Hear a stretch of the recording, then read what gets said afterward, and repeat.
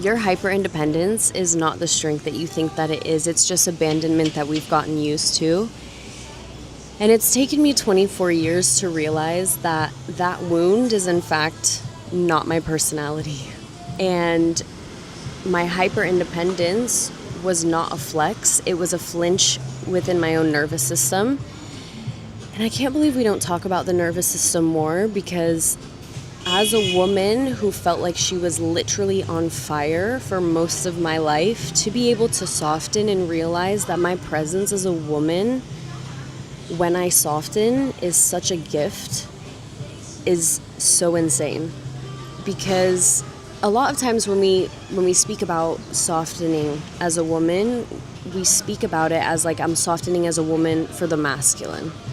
But the gift that it is to be able to provide a space with such tranquility and such softness and such peace is something that we don't see very often anymore, because we have this boss babe era. And there's nothing wrong with this boss babe era, right? Like, obviously there's a time and a place to step into that masculine energy and to take the lead, and especially if you're a woman in business. But also, on the other hand, understanding that your presence itself, to be able to provide a space where people can come in and they feel like they can make decisions and they feel like they can operate from a place of complete clarity, because they don't feel anxious. And a lot of this stuff is energetic. I see even now with me softening, a lot of people are attracted to being in my presence simply because I make them feel more calm. And I've always kind of attracted people this way, which is very interesting. It might just be because of the experiences that I've been through and the way that my mind operates. But just now seeing people that are so willing to come into my circumference and come into my presence, and they want to help me because of the way that I am able to provide space for them to help me, is just incredible. And as women, I think we aren't taught to attract, right? We're taught to, especially when you're operating in hyperindependence, it's a safety thing. So we're like, oh, out of safety, I have to make sure that I have control of the situation. And it's like, at the end of the day, it's never going to go exactly how you think that it is. So like, you don't have control anyways. And to be able to operate through these situations that give you so much anxiety, because you're just like, I have to have control, and to just relax and be like, you know what? Let me just enjoy this process. Let me just allow myself to receive from the people that are around me instead of having to do it all myself. And there was times in my life, especially being homeless and working 3 jobs and trying to graduate high school, and then right after high school going into business and growing multiple 6-figure businesses and dealing with people. And it's actually insane to me how far I made it simply just because of my experiences in being hyper independent, and how much harder I made it on myself. Not only that, but how much that hyper independency leaked into literally every single relationship. And this isn't just like romantic relationships. Obviously romantic relationships as well, because you have to surrender.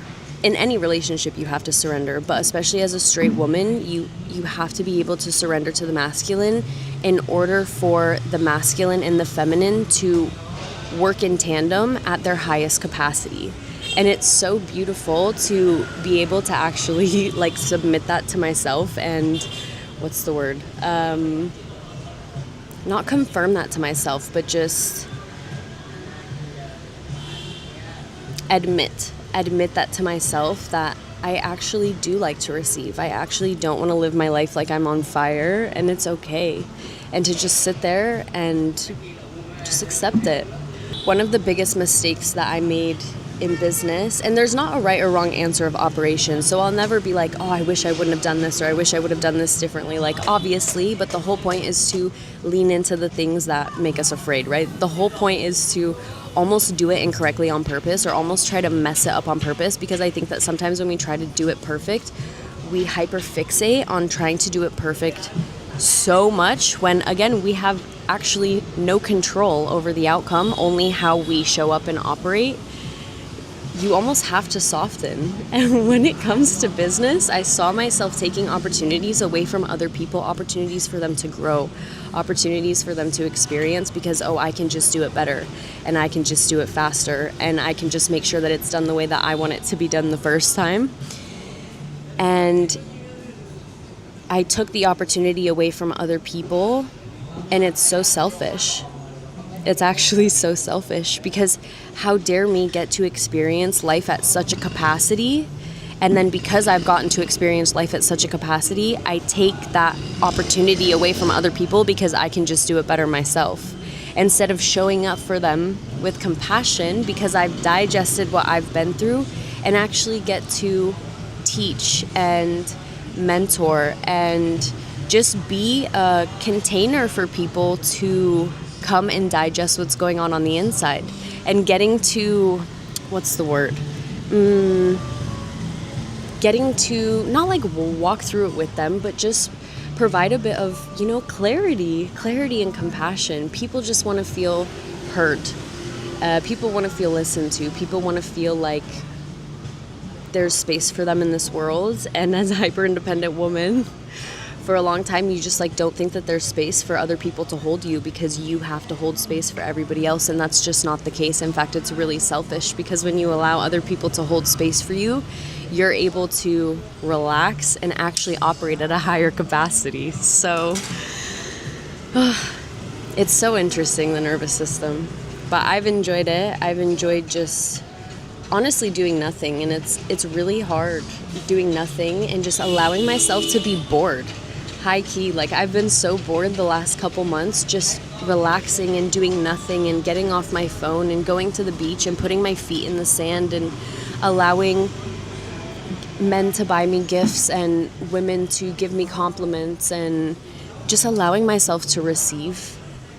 It's actually so hard. I can't believe that I'm saying that. It is so hard, but coming out, I mean, we're just getting started, but seeing the light on the other end and being like, wow, this is so beautiful, is just such a beautiful experience. And so to be able to pass that on, especially to other women who feel like they've been on fire and they just give and give and give and give and give. Your hyper-independence is a gift, and it is a strength. I'm not telling you it's not. You are hyper-independent because of things that you've been through and because of things that you have experienced.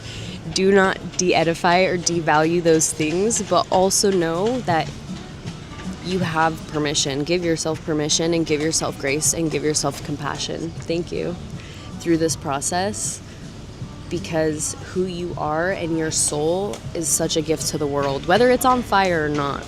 But I'm going to tell you right now that you will feel so much better inside of yourself when you give yourself permission to just let go of that control. Hopefully you took something from this. I have a plane to catch, so I'll see you guys tomorrow.